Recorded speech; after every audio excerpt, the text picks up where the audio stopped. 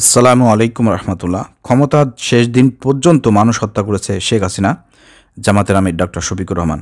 আপনারা জানেন যে গত 2 দিন আগে কুমিল্লায় জামাতের একটা বিশাল বড় কর্মী সম্মেলন হয়েছে। সেখানে আমিরে জামাতের বক্তব্যটা খুবই ব্যাপক পরিমাণ আলোচনায় এসেছে। কারণ অন্য কর্মী সম্মেলনে আমিরে জামাত যেভাবে বক্তব্য রাখেন তার চাইতে বেশি রাগান্বিতভাবে আমরা আমিরে জামাতকে বক্তব্য রাখতে দেখেছি কুমিল্লায় কর্মী সম্মেলনে।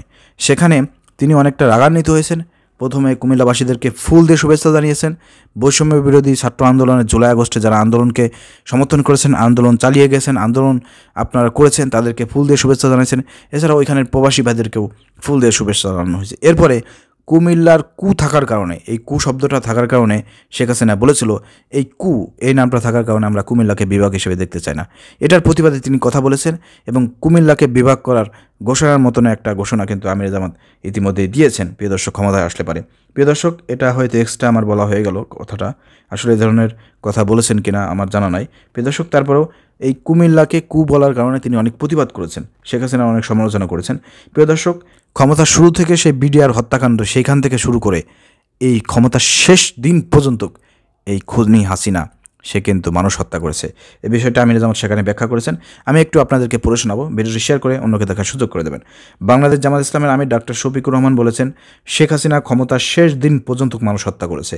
তার শাসনামলে বাংলাদেশের জনগণের জীবন ছিল দুঃসহ কাল রাত। মানুষের মুখে ছিল তালা, হাতে ছিল হ্যান্ডকাপ, পায়ে ছিল বেরি।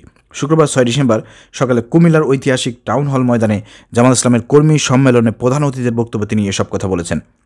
ডক্টর শফিকুর রহমান বলেছেন, ভিন্ন মত, ভিন্ন আদর্শে সব কিছুর ঊর্ধ্বে দেশ আমাদের সবার।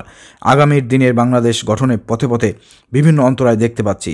ভারত আমাদের প্রতিবেশী দেশ, তাদের সঙ্গে প্রতিবেশী সুলভ সম্পর্ক আমরা চাই। কিন্তু সাম্প্রতিক কিছু ভূমিকা ছিল অত্যন্ত উস্কানিমূলক, অসহিষ্ণু এবং অগ্রহণযোগ্য। মিথ্যা তথ্যের উপর নির্ভর করে বাংলাদেশকে কুলুষিত করার জন্য এই সরকার এবং এই জনগণকে ব্যর্থ করার জন্য তারা সারা দুনিয়ায় বিভিন্ন জায়গায় অপপ্রয়াস চালাচ্ছে এবং অপপ্রচার চালাচ্ছেন।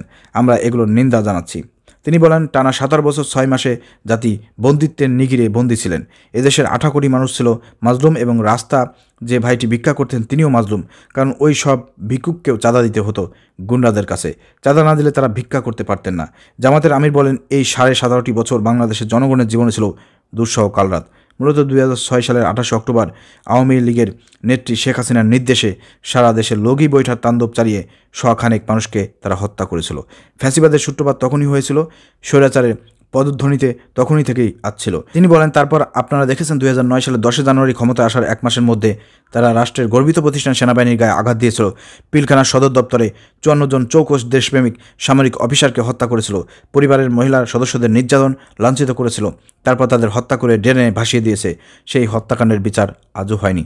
অথচ সেই সময় সেনাবাহিনীর কোমর ভেঙে দেওয়া হয়েছিল, সেনাবাহিনীর দায়িত্ব পালন করতে দেওয়া হয়নি।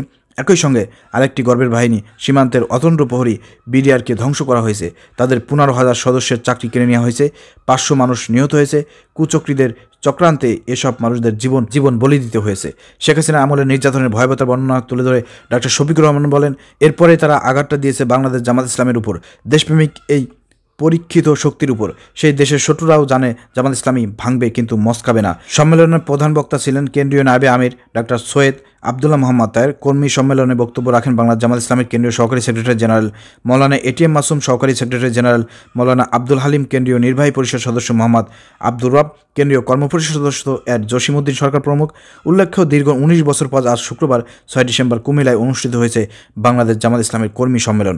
কুমিল্লার ঐতিহাসিক টাউন হল ময়দানে এই কর্মী সম্মেলনে অনুষ্ঠিত হয়। দীর্ঘদিন পর সম্মেলন ঘিরে পুরো জেলা জুড়ে ছিল উৎসবের আমেজ। পথে পথে লেগেছে পোস্টার, ব্যানার, মহাসড়কের উপরে উড়েছে ব্যানার।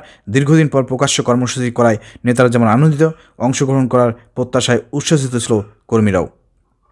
প্রিয় দর্শক, আপনারা যারা আমির জামাতের বক্তব্যটি শুনলেন, সবাইকে অনুরোধ করব তার এই বক্তব্যটি আপনারা শেয়ার করে অন্যকে দেখার সুযোগ করে দেন। ধন্যবাদ। আসসালামু আলাইকুম রহমতুল্লাহ।